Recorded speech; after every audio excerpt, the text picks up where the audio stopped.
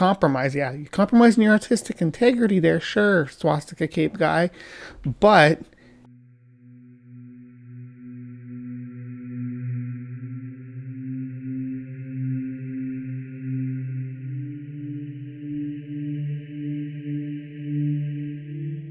all right, hello, and welcome to Creation Watch. This is Bree. We are live from the Hive right now, and if you're watching this on Wednesday, good evening.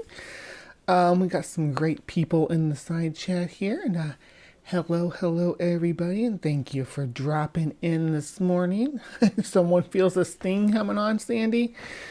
We just did a wild ride on CryptoCorner. If you haven't seen that yet, it was the episode with the giant on the mountainside and the strange tale attached to that. So yeah, please go watch that if you haven't watched it. If it's not released yet, I think it should be released yet. If it's not, you hit that bell notification. But we got people out here in the side chat speculating on government cover-ups and such. I love it. I love that I've got some fellow sleuthers wanting to explore and turn over some stones.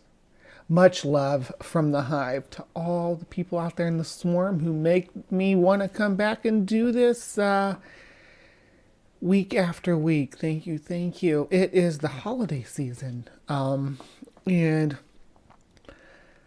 I am looking at my schedule staying the same for Creation Watch. I do have some more Christmassy themed creation topics to come up or to talk about shortly, but I could not pass this up when this popped up in my feed. So I am going to talk about making a deal with the devil. We're going to talk about getting your comeuppance when you make a deal with the devil. And we're going to talk about maybe some salty artists who want to blame other artists for making a deal with the devil for being successful, that they didn't do the work. But we shall see as we unwrap this odd little tidbit. So I'm not going to hold off anymore. We are going to jump right in.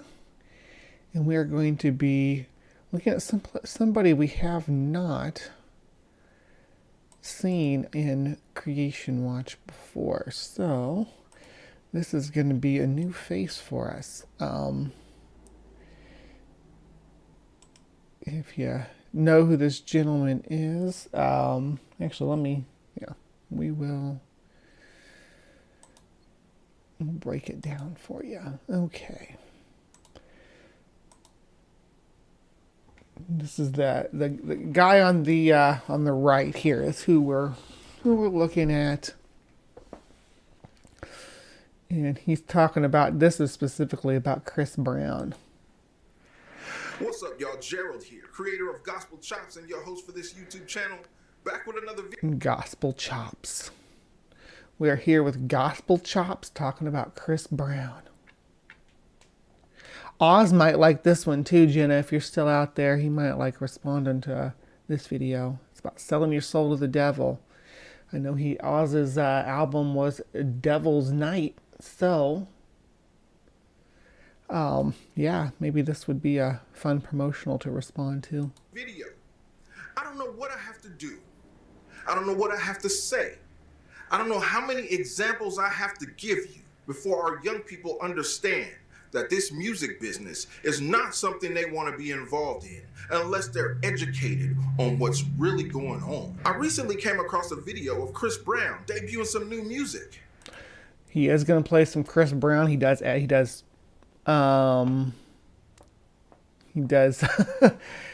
mute it though, so we don't have to worry about a copyright or anything on that. And upon close inspection, the lyrics of the music told a haunting story. I'm gonna play it for you. However, I have to blank out some of the audio due to copyright issues. But because I'm providing commentary, this is fair use. Check. Same goes to you, brother, because we are doing commentary. Fair use. I'm there with you. We're commentarying about your commentary, and I'm not commentarying about you as a person. I actually, I like your whole thing you got going on. I like the beanie and the glasses and the beard. Yeah. This out.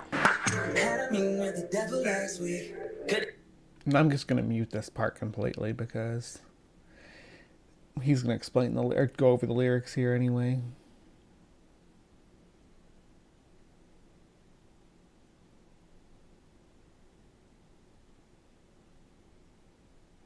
Beat is hot. Chris Brown is talented. But if we inspect the lyrics of what he's actually saying, Here we go. It sounds beyond demonic. Beyond demonic. So you get to demonic and then you go beyond it is what Gerald's going to take us with his Bible chops. Yeah, what sounded like shade?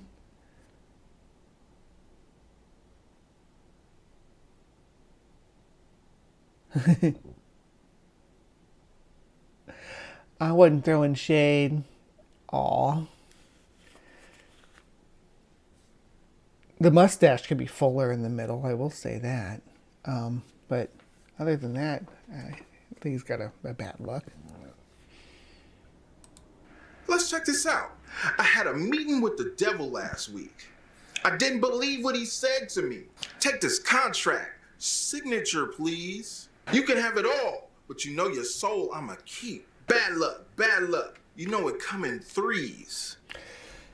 So, because there are, let's get this clear. Because there are references to sign a deal with the devil, which is a common people who have made it, who've been successful in their career, especially people in like performance field, actresses and actors, musicians, even in the older days, poets and writers. This is what they what we call a Faustian narrative. I mean, Faust is where all this is kind of funneled down to, really, at least as far as the way that is Western society we depict the deal with the devil. It crosses over with some African culture, though. Oh yes, D Parks. We're talking Robert Johnson. We're talking the Devil at the Crossroads. There are other folkloric. So there's a few African cultural traditions that took root in the Caribbean in the southern United States that were kind of converged with the Christian culture of the plantation owners, kind of merged in the folklore, right? And it did create this narrative among the poor black community, because there was after this is Jim Crow era, right? So there's this belt of poor black farmers across northern Alabama, Mississippi, and Georgia. There's this long belt of them where they could only afford this specific land because the soil content was kind of poor. But that's a whole other story, and I could make a video about how that all ties together. However, but in this poor district, this is where kind of the homeland of the blues, right? This is where the traditional field gospel is what I'm going to call it. I'm not going to use the spirituals that they would sing in the field and whatnot when they were working as slaves, where those kind of crossed over with the culture that blossomed afterwards, where they started innovating music, and blues was born from this poverty-stricken region, right? And along with their old musical traditions that they carried down, they also carried down things culturally, like the devil, the crossroad. Now, they use the term devil. It's angelized, I guess. Yeah, it is converted to to a sort of Christian narrative. So you get this devil at the crossroads character, and as far back as like Dee was mentioning, Robert Johnson. You have this narrative. There was also Tommy Johnson, who was actually Tommy Johnson is the one who actually claimed to have made the deal with the devil at the crossroads. Tommy Johnson was more known for his singing, though, and his voice than his guitar skill. But Robert Johnson got roped into it mostly out of a couple of things about his development as a musician. Because when his contemporaries first, when they heard him, he was terrible. He was a terrible guitar player. And then years later, he comes back playing all this this wild, amazing, innovative, almost proto-rock music, right? I mean, there are so many rock songs that are just covers of Robert Johnson's song for a reason. This is proto-rock. Yes, Mephistopheles, Faust. Yes, this is all Faust. Robert Johnson is Faust. Jimmy Page is Faust. Kurt Cobain is Faust. Chris Brown in this story here is Faust, selling their soul for talent and the ability to be a masterful artist. But with Robert Johnson, it was because he came back and was really good at playing, and because his untimely death, of course, which he lived that blues man lifestyle that you see in pop culture, where he was a bit of a womanizer and fooled around with somebody's wife is the legend, and ended up getting poisoned. There is a lot of characters throughout history that have been linked to this narrative that our friend Gerald is laying down here. But it's all Faust is what it comes down to. And this is Chris Brown's Faustian track. Battling my demons, I'm the only one who sees.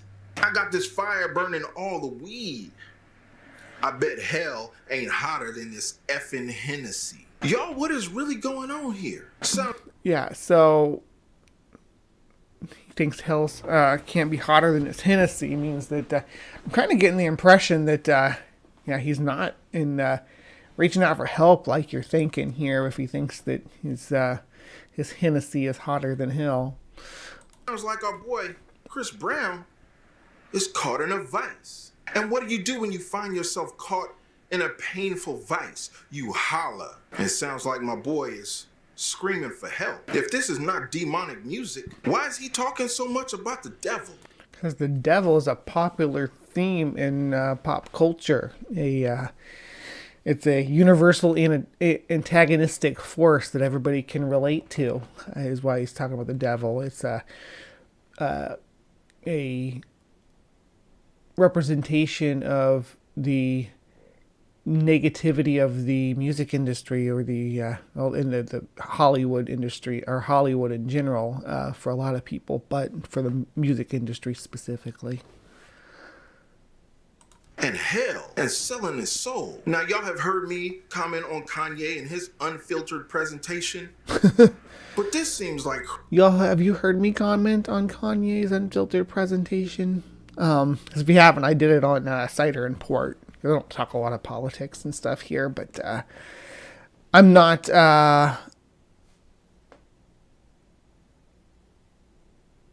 Wild Turkey 101 is where it's at. Hennessy.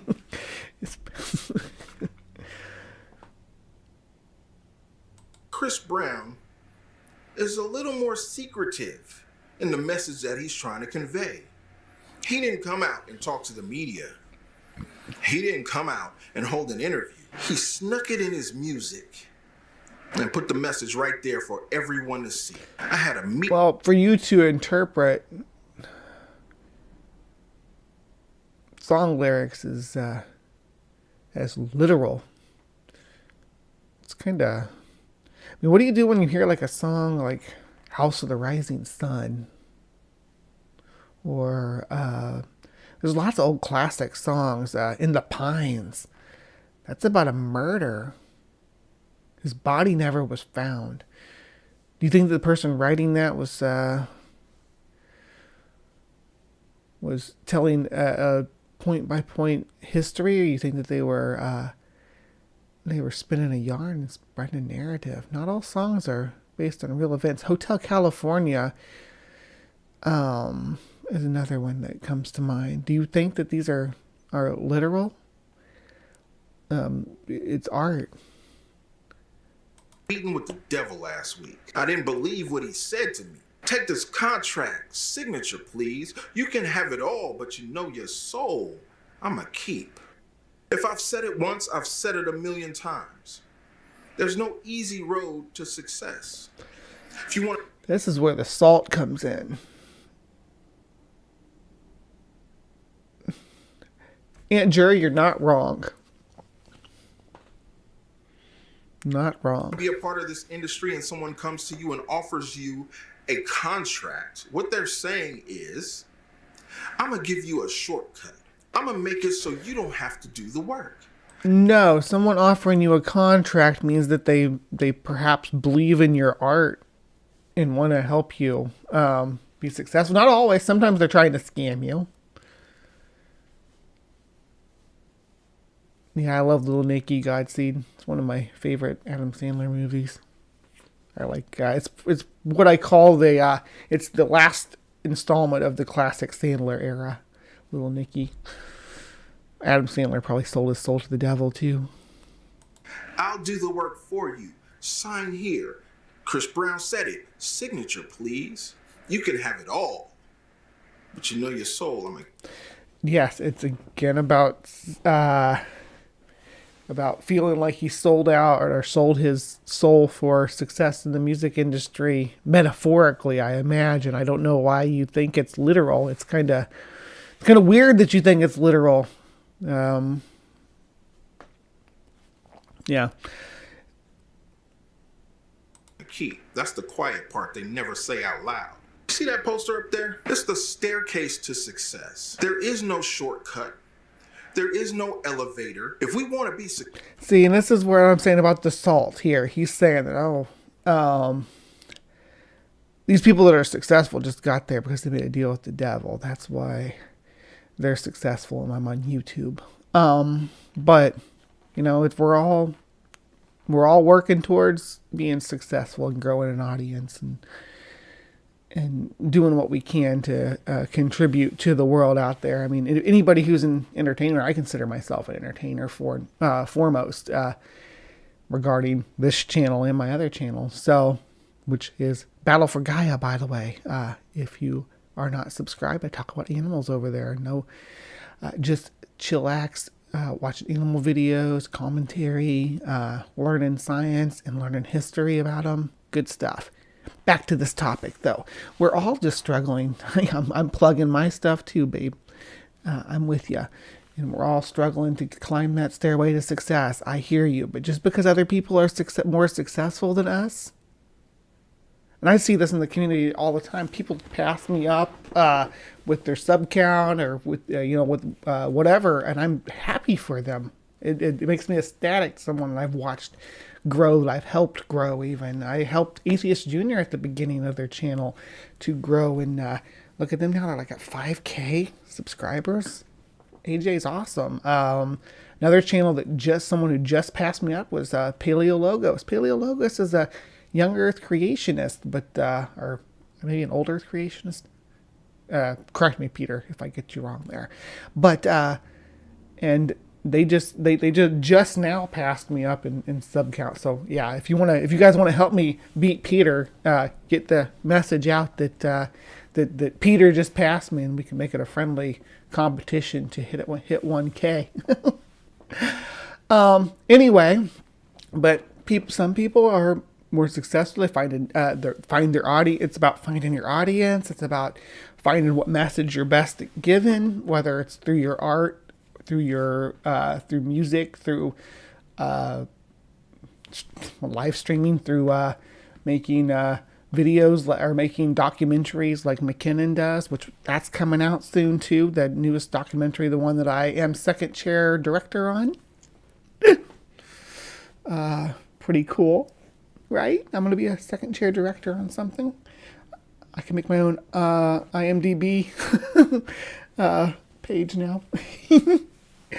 Anyway, but just because other people are more successful doesn't mean that, oh, they must have made a deal with the devil, friend. And even if they make music that says they made a deal with the devil, that's just them saying, hey, you know, I did sign these contracts and it did help me get success, but I regret what I've had to do, because sometimes I'll have to compromise their artistic integrity over their producer's recommendation or some clause in their contract. But let's get going.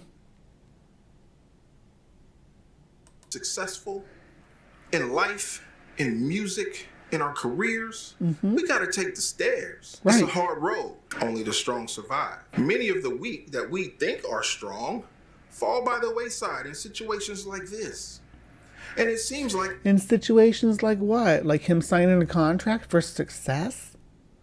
That is him taking the stairs. That contract is one of the steps. They have it all because, well, Chris Brown said it. The contract says you can have it all.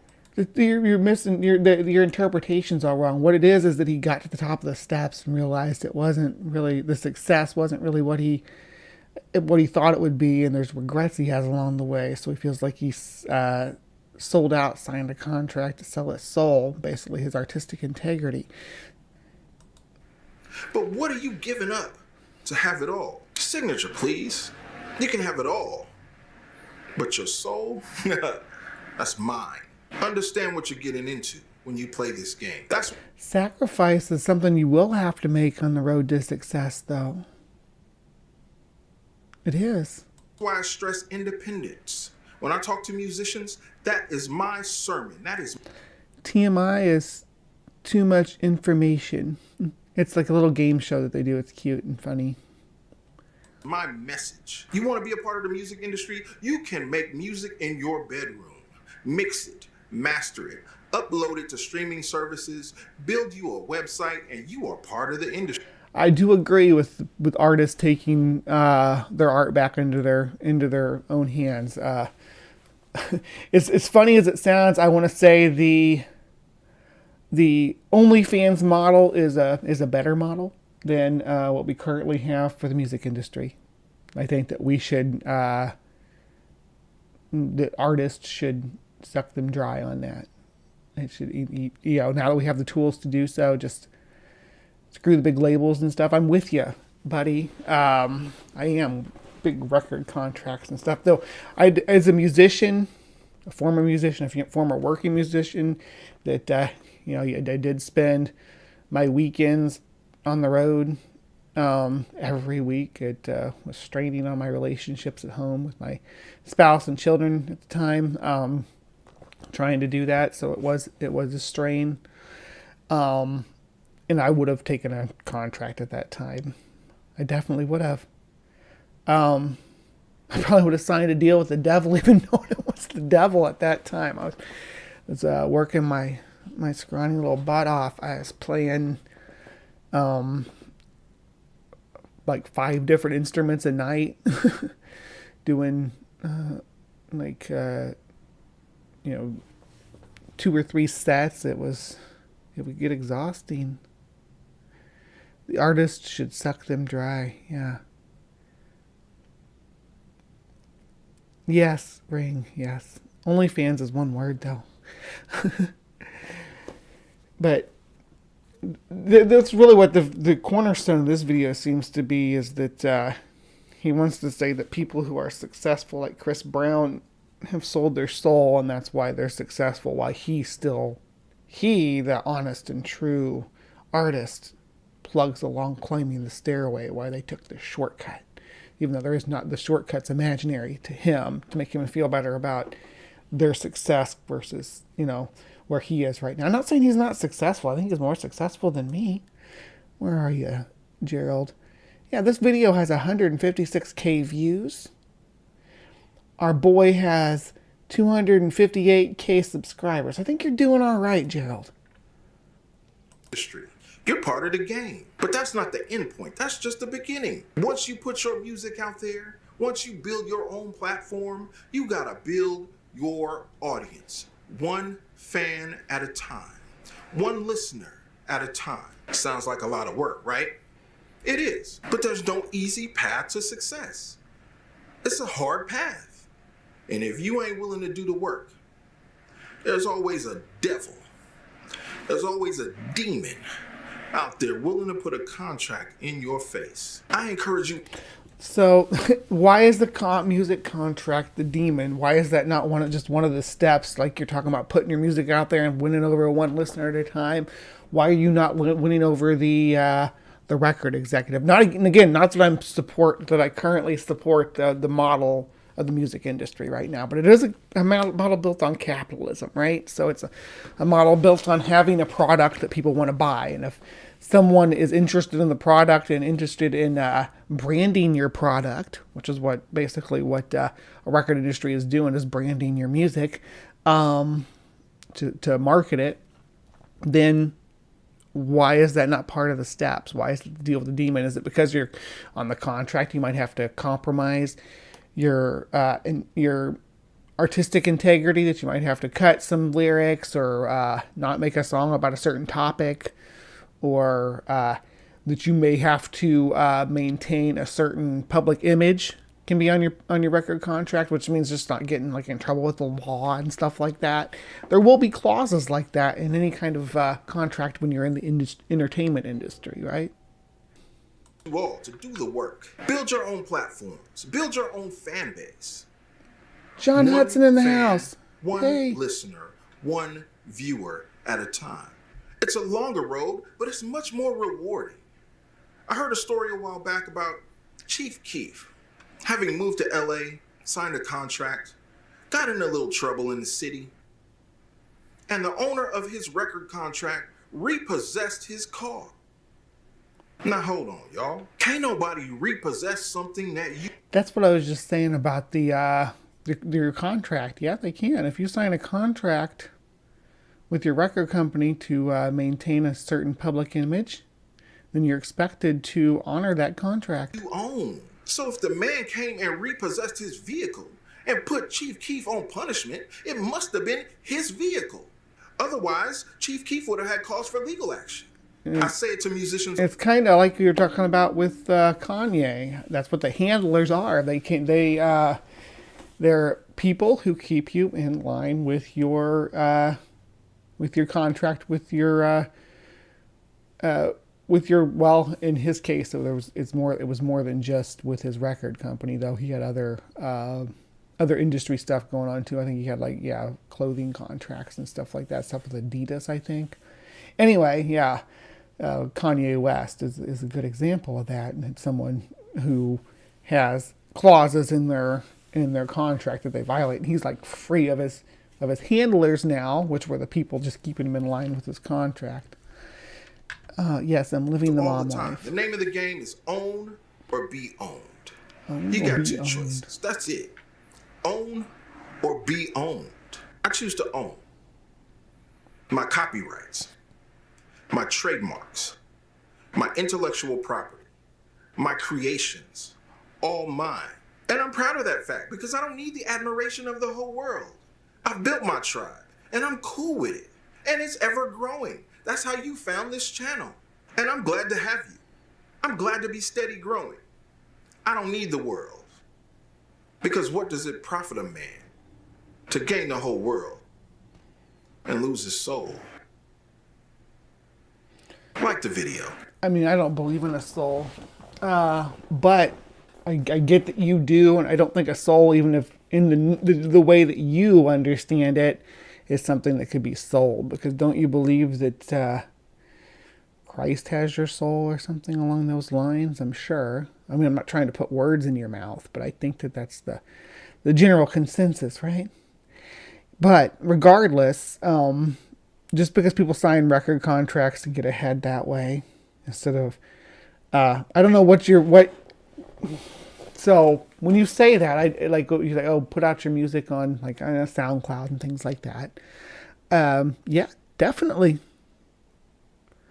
But it doesn't mean that you should automatically turn down a record contract that comes your way because you think it's the devil. Just, don't.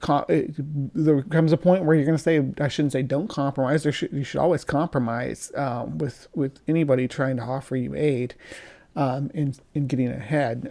There's always going to be points of compromise, but just within reason, right? Do something within